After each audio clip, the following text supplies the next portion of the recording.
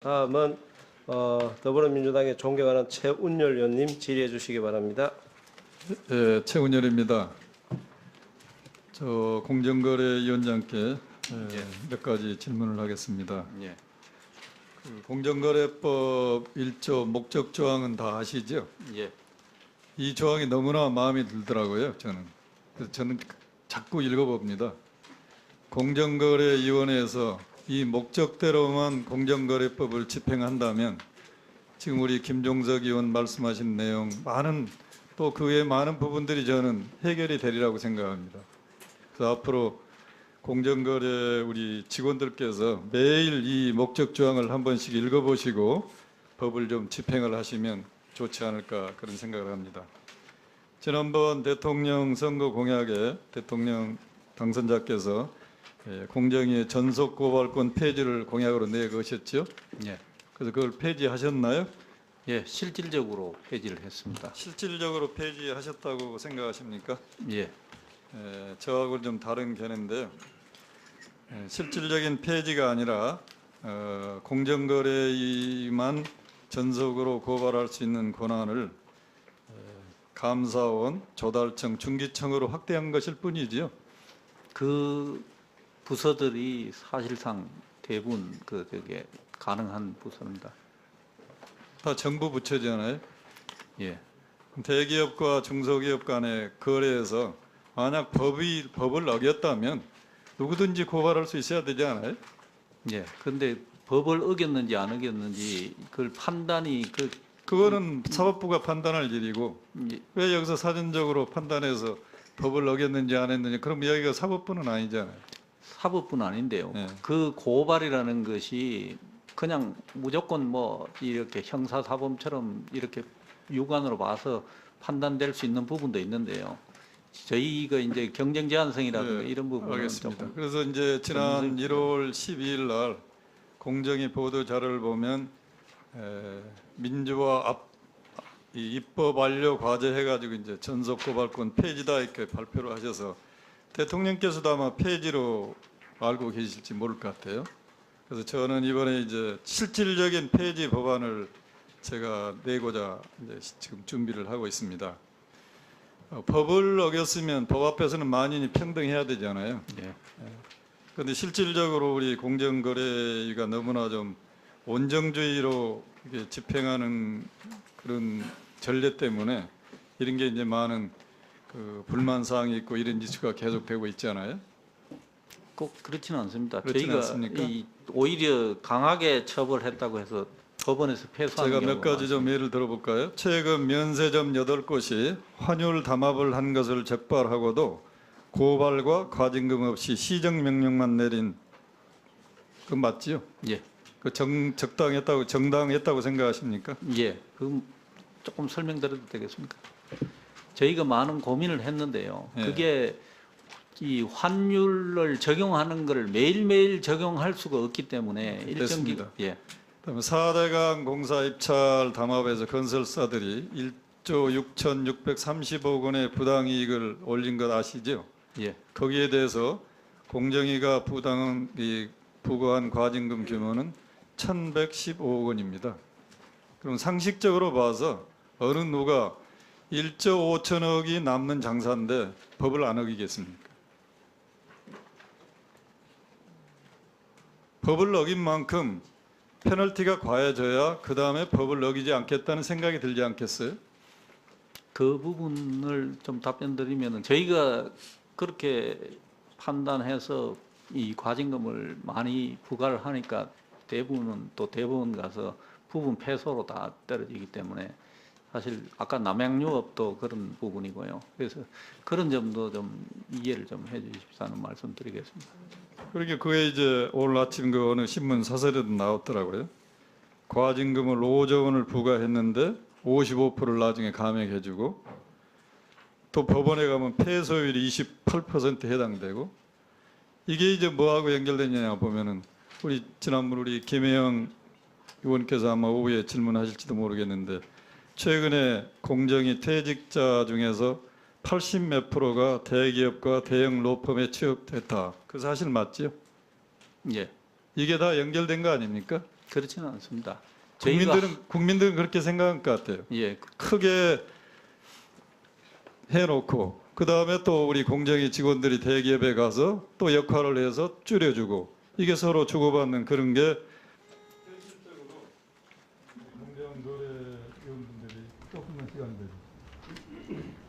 대기업에 포획되어 있는 게 아닌가 이런 생각, 이런 의심을 가질 수밖에 없기 때문에 이제는 모든 아까 말씀드렸듯이 모든 국민이 대기업이든 중소기업이든 원칙대로 법을 지키면서 경제 활동을 해야 되지 않겠어요? 예, 그러기 위해서는 71조 1항인 이 전속 고발권을 완전히 폐지하는 것만이 이런 원인 행위를 제거하는 길이다 이렇게 생각하는데 우리 공정거래위에서 적극적으로 검토해 주셨으면 합니다. 예, 저희가 예 검토는 하겠습니다만은 사실 그 전속 고발권을 폐지할 때 가장 피해를 보는 그룹은 중소기업입니다.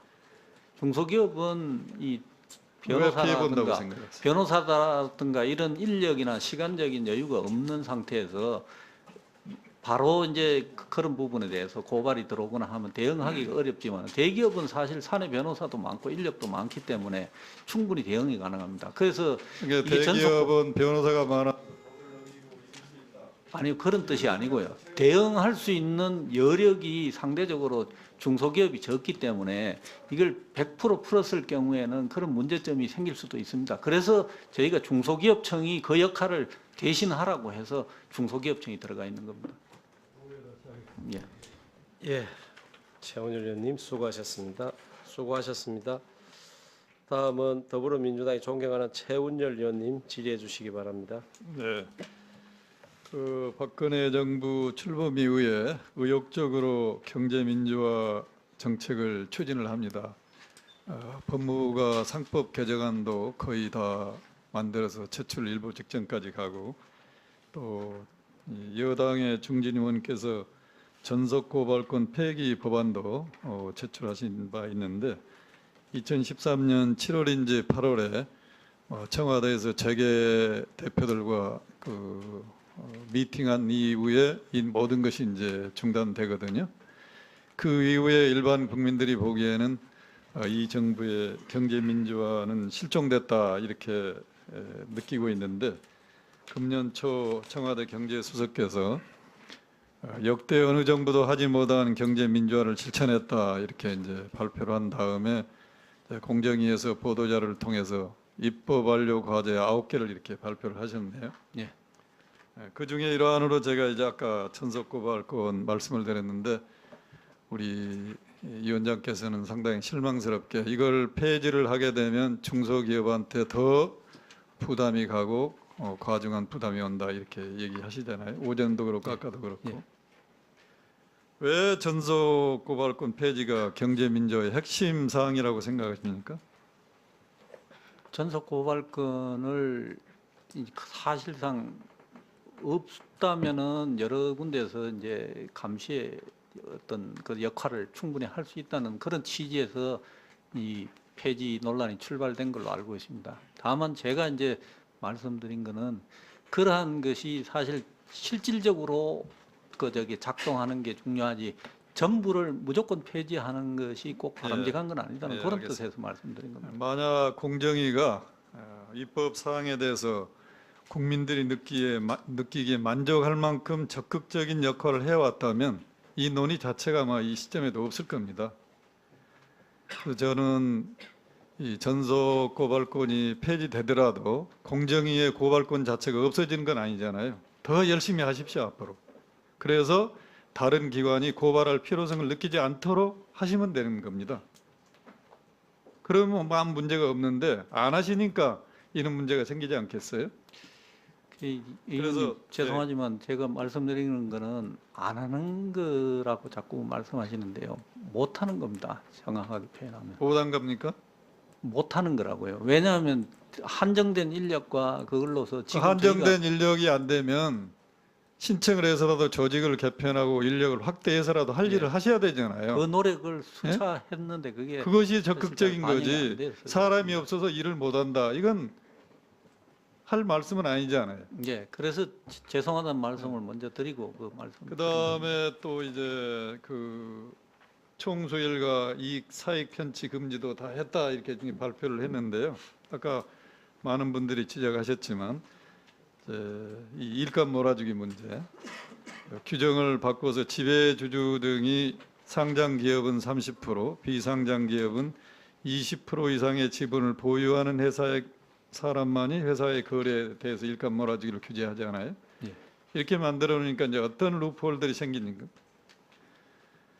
그 이제- 기업은 굉장히 루프홀을 만들어가는 사람들이잖아요. 예, 예. 그래서 삼성, 에버랜드 같은 경우 잘 아시죠? 예. 이재용 부회장 등 가족이 처음에 45.56% 삼성 에버랜드 지분을 가지고 있다가 물적 분할을 합니다. 삼성 웨어스트리트를. 그래서 삼성 에버랜드가 이 회사의 지분을 100% 보유하기 때문에 이재용 부회장 등 가족은 지분이 0입니다. 똑같은 행위를 하는데도 불구하고 규제를 다 피해가잖아요. 예. 어떻게 하실 겁니까? 지금? 그게 일감 몰아주기를 다 근절했다고 보시는 겁니까? 의원님, 그게 조금 배경 설명을 드리면요. 20%를 책정하게 된 거는 그 당시에 여야 그다음에 시민단체 전부 다 저희가 의견 수렴을 다 해서 그 당시에 글쎄. 내부 거래가 가장 많이 일어나는 예. 비중을 보니까 20% 이상이더라 해서 저희가 20%로 책정하게 된 그러니까 겁니다. 기준 자체가 뭐 틀렸다는 게 아니로 어떻게 하든지 간에 기업이 마음만 먹으면 공정거래가 별 룰을 만들어도 피해갈 겁니다. 이거를 이제 어떻게 우리가 막느냐가 문제인데요. 저는 항상 우리 학생들을 가르치면서 정말 청년 일자리 문제에 관심이 많은데 일감 몰아주기 얼만큼 청년 일자리를 뺏어가느냐 예를 한번 들어보겠습니다. 지금 거기서 발표한 규제 대상 기업의 일감 몰아주기가 182조라고 되어 있더라고요. 맞나요? 지금 아마 내부 거래 전체를 말하는 제가 보기에는 훨씬 더 많을 텐데 그것이 맞다고 치고 그 일감 몰아주기 한 반 정도만 해소를 하면 한 100조잖아요. 100조면 20억 매출 기업이 몇 개가 생깁니까? 5만 개가 생깁니다. 5만 개가 생기면 5만 명의 청년 사장이 생기고 한 회사에서 10명씩만 채용을 해도 50만 명의 청년 일자리가 생깁니다. 이렇게 일감 몰아주기는 엄청난 국민한테 피해를 주는 거거든요. 그러니까 이 부분은 진짜 좀 철저하게 잘 관리하시고 단순히 뭐 기준을 20% 30% 올리는 그게 문제가 아닌 것 같습니다. 지금 우리 사회 제일 큰 문제가 실업 문제고 청년 실업 문제잖아요. 다 우리 자식들 가지고 있잖아요. 이런 차원에서 일감 몰아주기는 근본적인 어떤 대책을 더 강구해 주시기를 바라고요. 아까 말씀드린 대로 경제 검찰로서 할 일은 엄청 많은데 인력이 부족하다. 그렇게 이제 얘기하지 마시고 더 적극적으로 건의하셔서 조직을 확대하세요. 인원도 늘리시고 그렇게 해서 국민이 원하는 만큼의 일을 하는 게 100을 투자해서 200을 나오면 그게 좋은 행정 아니겠어요? 100 아끼려다가 국민이 보는 피해가 500이 오면 훨씬 더 나쁜 거 아니겠습니까? 이동통신이나 설탕 만든 회사는 지금 독과점입니까? 아닙니까? 지금 이동통신은 독과점 상태고요. 설탕도 마찬가지라고. 그런데 왜 해소를 못 하나요? 예. 해소가 왜 안 되나요? 수십 년, 설탕 같은 경우 50년 동안 3개 회사의 독과점으로 유지되잖아요. 공정거래위원회에서 지금까지 이에 대해서 어떤 조치를 취했습니까? 저희가 취한 조치는 뭐 저희 법에 따라서 혹시 그 업체에서 시장 지배력을 남용한다거나 이런 부분이 있으면 저희가 처벌하고요. 또는 담합이라든가 이런 부분이 있으면 처벌하고 그런 식으로 해왔습니다. 설탕에서 담합이 일어난 거를 과거에 저희가 몇 차례 처벌한 적이 있습니다. 그리고 이동통신 같은 거 특히 요즘 이제 서민 가격에 비해 통신비가 굉장히 부담이 크지 않습니까? 제4 이동통신 하나 만들어서 독과점을 해소할 의지가 없나요? 그 제4 이동통신 문제는 참 제가 그 소감 공정거래에서 명령을 하세요. 이거 독과점을 해소하겠다는 명령을.